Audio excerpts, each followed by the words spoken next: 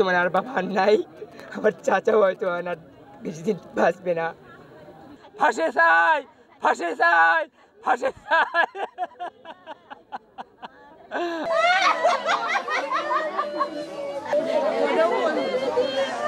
কৃষকদের স্বপ্ন ফলে যে মাঠে, সে মাঠেই শেষ নিঃশ্বাস ফেলল কৃষক সজল মিয়া। ধানি জমিতে সেচ দেওয়া ও এর প্রাপ্ত ধান নিয়ে বাগবিতণ্ডায় নিহত হন তিনি। এছাড়াও গুরুতর আহত হন সোহেল ও রুবেল নামে আরও দুই কৃষক। ঘটনাটি ঘটেছে বগুড়া জেলার গাবতলী উপজেলায় সুকানপুকুর তেলিহাটা গ্রামে।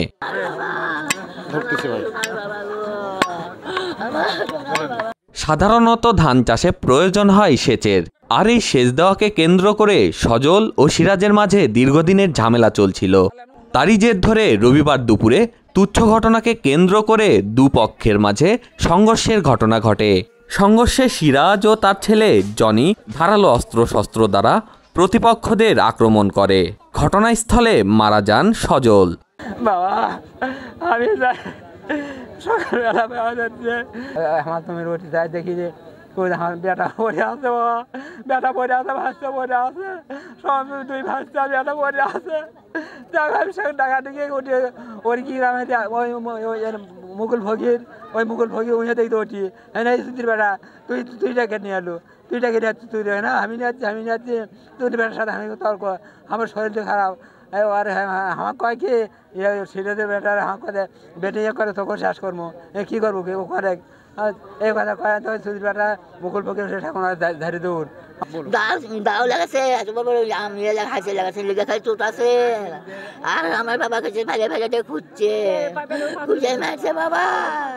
ওরা 3 বাবু 4 বাবু খালি, আর কে নয় বাবা।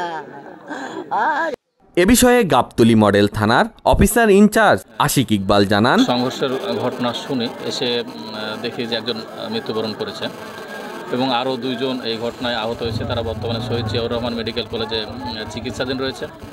আর এই ঘটনার পেছনে যারা যারা জড়িত রয়েছে তাদের পেছনে আমরা অলরেডি অভিযান শুরু করেছি। আমরা তাদেরকে অবশ্যই আইনের আওতায় আনার জন্য সর্বোচ্চ চেষ্টা করতেছি। স্থানীয়রা জানান, এই যে হত্যাকাণ্ডটা করছে, মানে এখানে আমি শুনলাম সে একজন শীর্ষ সন্ত্রাসী ক্যাডার, জনি, ওর ডাকনাম জনি। সে আগামী দিনে যারা ক্ষমতায় ছিল তারা তাদের মানে গততে ক্যাডার হিসেবে ব্যবহার হচ্ছে। সবসময় ওর কাছে চাকরি থাকতো, বার্মির চাকরি থাকতো। আরও মূল বিষয় যেটা হত্যাকাণ্ড হয়েছে অন্যায়ভাবে, সেই বিচারটাই হয় হচ্ছে মূল বিষয়। কারা করেছে দিনের বেলা সবাই জানে, এই নির্যাতন এটা বিচার হয়, এটা আমি এর আগেও মেরেছিল জনি, সিরাজুল, আরিফুল, ওরা 4 বাপ বেটাই আবার এর আগেও মেরেছিল এবং এবারও মেরেছে। এর আগের বার আমার চাচাতো ভাই একটা ওকে মেরে একদম প্রতিবন্ধী করে ফেল দিয়েছে, ও এখন হাঁটা চলা কিছুই করতে পারে না। তাদের সাথে যারা জড়িত ছিল তাদেরও ফাঁসি চাই, আমি এটার ন্যায্য বিচার চাই। ব্যবহার কথা কাটাকাটি করে একটু ধাক্কা দেখে হয়েছে এবং সাথে মুকুল পুলিশ ছিল। মুকুল পুলিশ তার বেটাদেরকে ফোন করে ডাকছে, তারা ওই রকম মারার প্ল্যান করে তাকে চলে আসছে। আমার চাচাকেও মারছে, আমার বাবাকেও মারছে, আমার একটা জ্যাঠো তাকেও মারছে। এখন বর্তমানে আর বাবা নাই, আমার চাচাও হয়তো আর বেশি দিন বাঁচবে না। ঠিক আছে।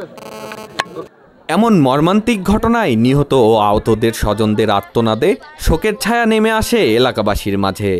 নিহত সজল মিয়ার আত্মীয় স্বজনরা ক্ষুব্ধ হয়ে হামলাকারী সিরাজুলের বাসায় ভাঙচুর ও অগ্নিসংযোগ করে। রাশেদ নীরব, নিত্য নিউজ, বগুড়া। ফাঁসে চাই, ফাঁসে চাই, ফাঁসে চাই, ফাঁসে চাই।